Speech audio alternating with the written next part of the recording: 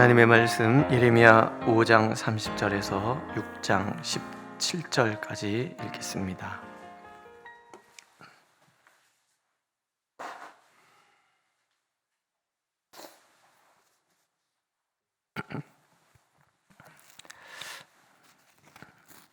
하나님의 마음을 생각하면서 우리 함께 읽겠습니다. 30절. 이 땅에 무섭고 놀라운 일이 있도다. 선지자들은 거짓을 예언하며 제사장들은 자기 권력으로 다스리며 내 백성은 그것을 좋게 여기니 마지막에는 너희가 어찌 하려느냐. 베냐민 자손들아, 예루살렘 가운데로부터 피난하라. 두고아에서 나팔을 불고 벳하게렘에서 깃발을 들라. 재앙과 큰 파멸이 북방에서 엽부와 오미니라.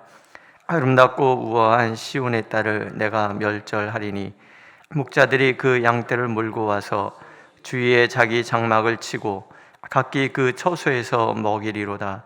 너희는 그를 칠 준비를 하라. 일어나라, 우리가 정오에 올라가자. 아하, 아깝다. 날이 기울어 저녁 그늘이 길었구나. 일어나라, 우리가 밤에 올라가서 그 요새들을 헐자 하도다. 만군의 여호와께서 이와 같이 말하노라. 너희는 나무를 베어서 예루살렘을 향하여 목책을 만들라. 이는 벌받을 성이라. 그 중에는 오직 포악한 것뿐이니라. 샘이 그 물을 솟구쳐냄같이 그가 그 악을 드러내니 폭력과 탈취가 거기에서 들리며 질병과 살상이 내 앞에 계속하느니라. 예루살렘아, 너는 훈계를 받으라. 그리하지 아니하면 내 마음이 너를 싫어하고 너를 황폐하게 하여 주민이 없는 땅으로 만들리라. 만군의 여호와께서 이와 같이 말씀하시되 포도를 따듯이 그들이 이스라엘의 남은 자를 말갛게 주우리라. 너는 포도 따는 자처럼 네 손을 광주리에 자주자주 돌리라 하시다리. 내가 누구에게 말하며 누구에게 경책하여 듣게 할꼬. 보라, 그 귀가 할례를 받지 못하였으므로 듣지 못하는도다. 보라, 여호와의 말씀을 그들이 자신들에게 욕으로 여기고 이를 즐겨하지 아니하니 그러므로 여호와의 분노가 내게 가득하여 참기 어렵도다. 그것을 거리에 있는 아이들과 모인 청년들에게 부으리니 남편과 아내와 나이 든 사람과 늙은이가 다 잡히리로다. 내가 그 땅 주민에게 내 손을 펼 것인즉 그들의 집과 밭과 아내가 타인의 소유로 이전되리라. 여호와의 말씀이니라. 이는 그들이 가장 작은 자로부터 큰 자까지 다 탐욕을 부리며 선지자로부터 제사장까지 다 거짓을 행함이라. 그들이 내 백성의 상처를 가볍게 여기면서 말하기를 평강하다 평강하다 하나 평강이 없도다. 그들이 가증한 일을 행할 때 부끄러워하였느냐? 아니라 조금도 부끄러워하지 않을 뿐 아니라 얼굴도 붉어지지 않았느니라. 그러므로 그들이 엎드러지는 자와 함께 엎드러질 것이라. 내가 그들을 벌하리니 그때 그들이 거꾸러지리라. 여호와의 말씀이니라.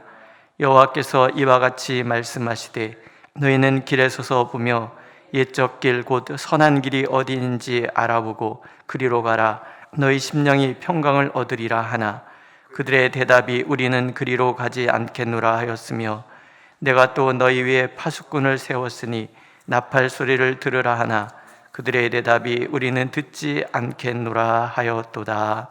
아멘.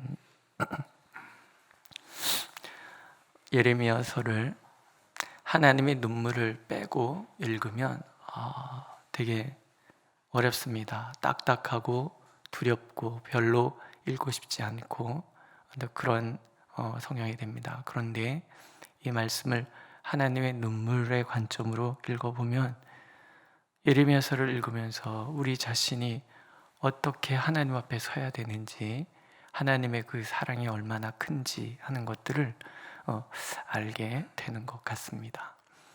오늘 보면 하나님께서 2절에 아름답고 우아한 시온의 딸을 내가 멸절하리라 이런 얘기를 해요. 하나님의 본심은 하나님의 도성 예루살렘 곧 이스라엘 백성들을 향하여 아름답고 우아하다 이렇게 생각하시는 거예요.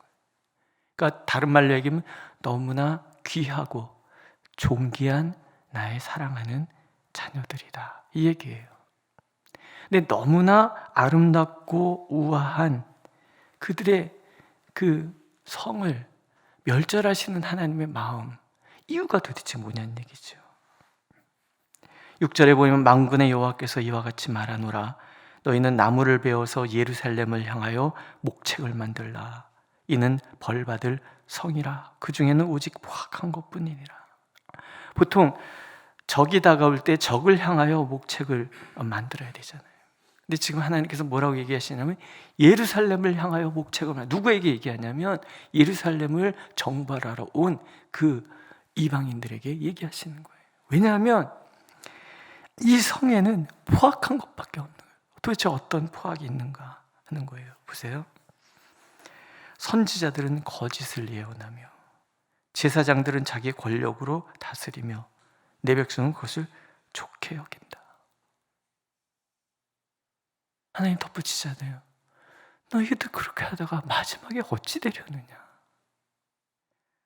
또 10절에 보면 내가 누구에게 말하며 누구에게 경책하여 듣게 할꼬. 보라, 그 귀가 할례를 받지 못하였으므로 듣지 못하는도다. 보라, 여호와의 말씀을 그들이 자신들에게 욕으로 여기고 이를 즐겨하지 아니한다. 하나님의 말씀이 자신들은 욕이라고 생각하는 거예요. 하나님께서 때로는 야단을 치시고 바른 길로 돌아오라고 얘기하는 것을 욕으로 생각하는 거예요. 도대체 왜? 13절에 보면 그들이 가장 작은 자로부터 큰 자까지 다 탐욕을 부리며 선지자로부터 제사장까지 다 거짓을 행함이라. 그들의 마음에는 탐욕이 가득해요. 큰 자나 작은 자나. 그러니까 이 나라 전체가 탐욕으로 가득하고 그 다음에 선지자부터 제사장까지 다 거짓을 망한다. 다 거짓된 삶. 하나님을 거역하고 하나님을 싫어하고 하나님의 말씀대로 살기를 거부하는 그런 삶을 사는 거예요. 14절 그들이 내 백성의 상처를 가볍게 여기면서 말하기를 평강하다 평강하다 하나 평강이 없도다. 그들이 가증한 일을 행할 때 부끄러워하였느냐? 아니라 조금도 부끄러워하지 않을 뿐 아니라 얼굴도 붉어지지 않았느니라. 하나님을 거부한 사람들의 모습인 거죠. 이게 더 아픔인 것은 이들이 바로 하나님이 택하신 선민들이잖아요. 온 땅의 백성들을 구원하기 위하여 하나님께서 친히 택하여서 그들의 하나님이 되시고 그들의 하나님의 나라가 되고 하나님 백성 되어서 하나님이 2절에 읽은 것처럼 아름답고 우아하게 하나님께서 키워주시고 그래서 이들로 하여금 온 세상에 복이 되어 온 세상을 하나님 나라 되게 하시기 위한 하나님의 그 원대한 계획, 그 계획의 중심에 있는 이 백성들이 말씀을 욕으로 생각하지 않나. 작은 자나 큰 자나, 이건 이제 이스라엘 표현이죠. 우리 표현은 애어른할 것 없이 이런 거예요. 애어른할 것 없이 다 탐욕에 가득 차 있고 다 거짓. 선지자는 하나님의 말씀을 전해야 될 사람들이 거짓을 말하는 거예요.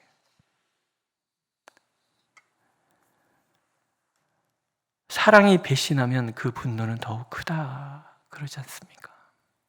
사랑하시는 딸 시온, 이 성을 딸이다 이렇게 표현하는 것은 이 성이거든 여성 명사이기 때문에 그래요. 그 이제 히브리 문법이죠. 그래서 사랑하는 딸로 표현해요.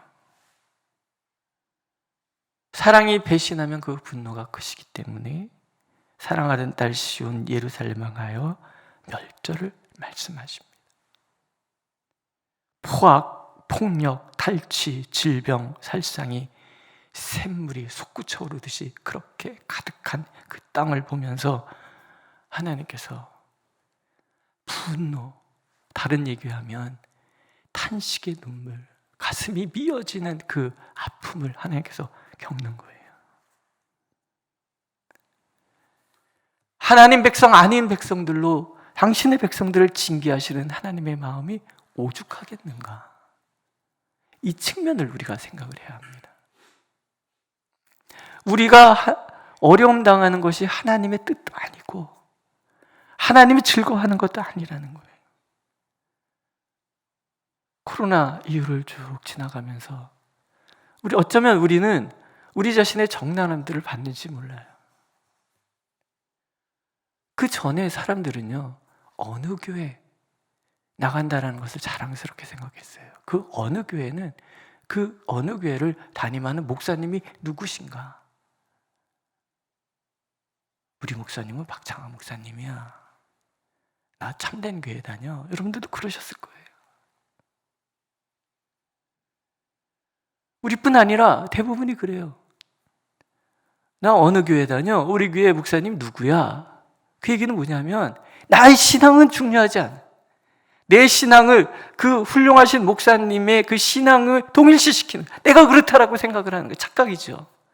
그러니 코로나 시절을 보내면서 혼자 있다 보니까 내 자신의 신앙이 적나라하게 드러나는 거죠. 난 누구인가 하는 거. 내가 동일시했던 그 대상이 사라지고 나면 나만 남는데, 그 나는 정말 하나님을 전심으로 사랑하고 하나님이 임재 앞에 머물러 있던 그 사람인가?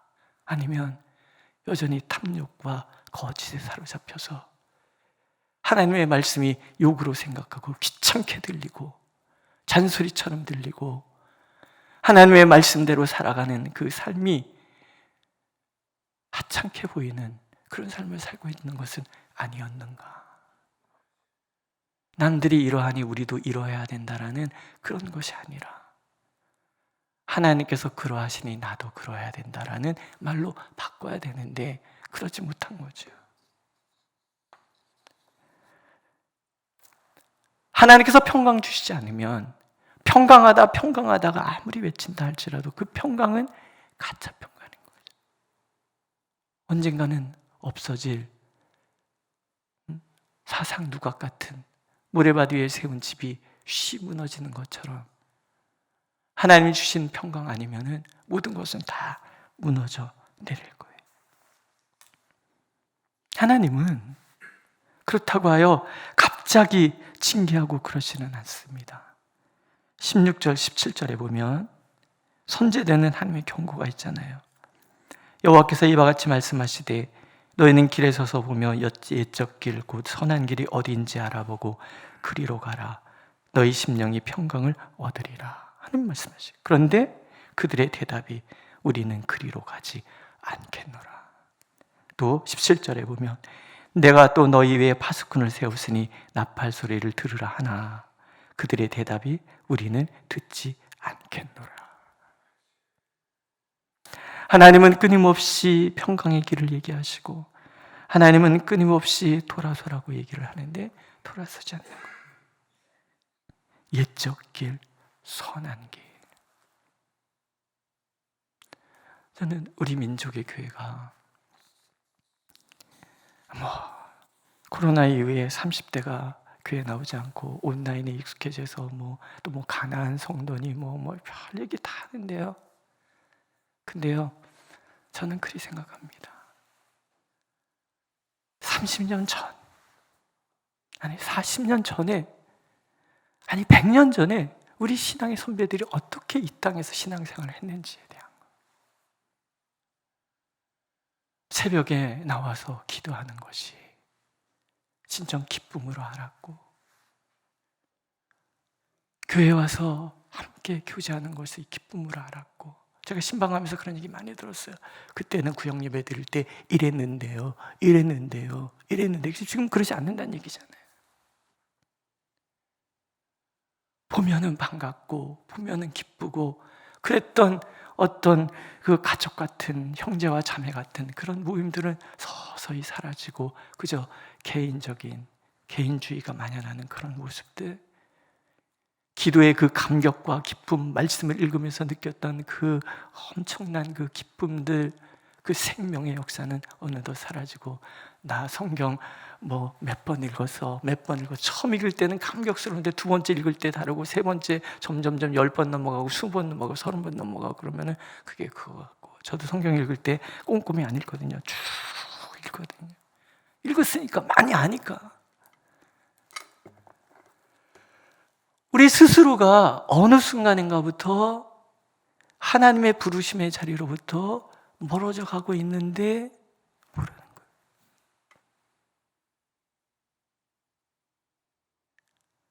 그러면서 점점 교회에 젊은이들이 사라져가고 다음이 보이지 않는 그런 모습으로 그렇게 바뀌어가고 있는데, 목사들도 기도 안 하고,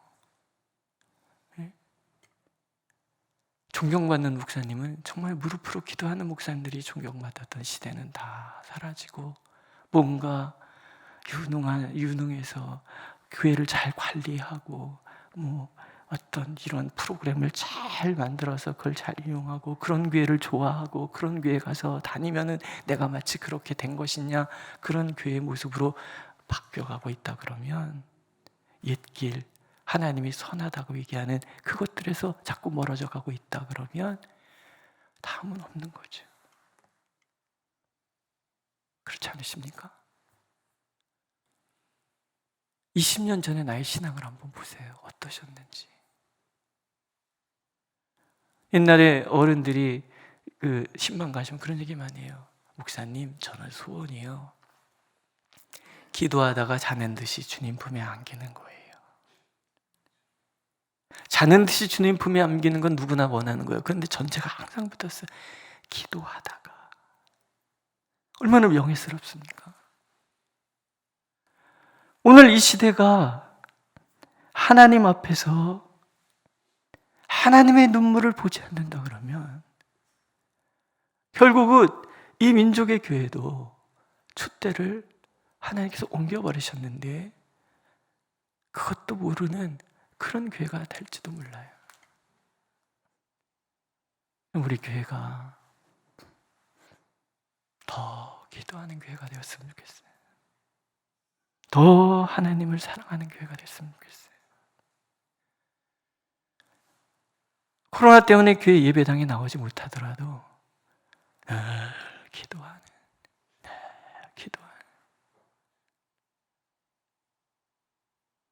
오늘도 하나님의 눈물이 우리를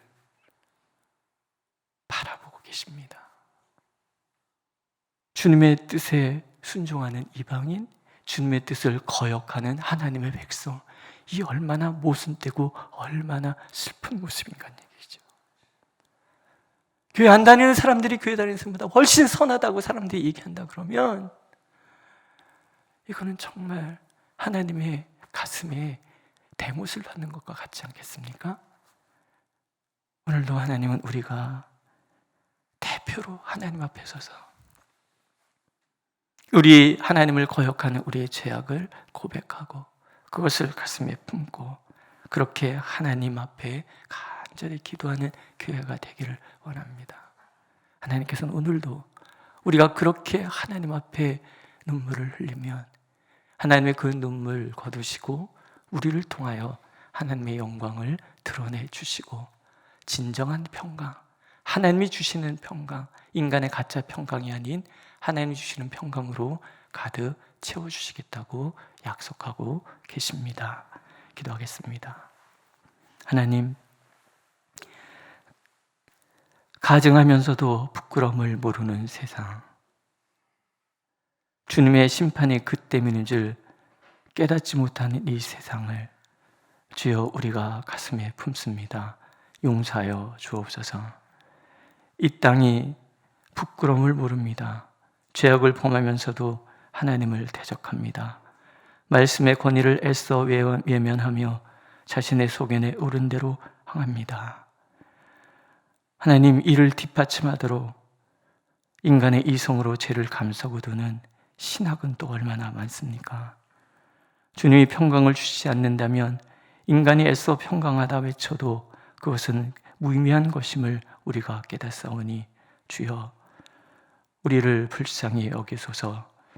우리 안에 어찌 이리 죄악이 많은지요, 제 안의 마음은 어찌 이리도 완고한지요.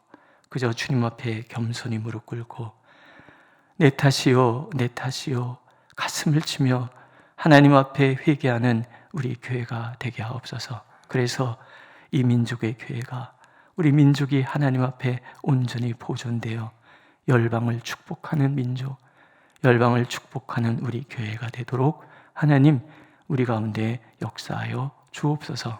예수님의 이름으로 기도드렸습니다. 아멘. 하늘에 계신 우리 아버지, 아버지의 이름을 거룩하게 하시며 아버지의 나라가 오게 하시며 아버지의 뜻이 하늘에서와 같이 땅에서도 이루어지게 하소서. 오늘 우리에게 일용할 양식을 주시고 우리가 우리에게 잘못한 사람을 용서해 준 것 같이 우리의 죄를 용서하여 주시고 우리를 시험에 빠지지 않게 하시고 악에서 구하소서. 나라와 권능과 영광이 영원히 아버지의 것입니다. 아멘.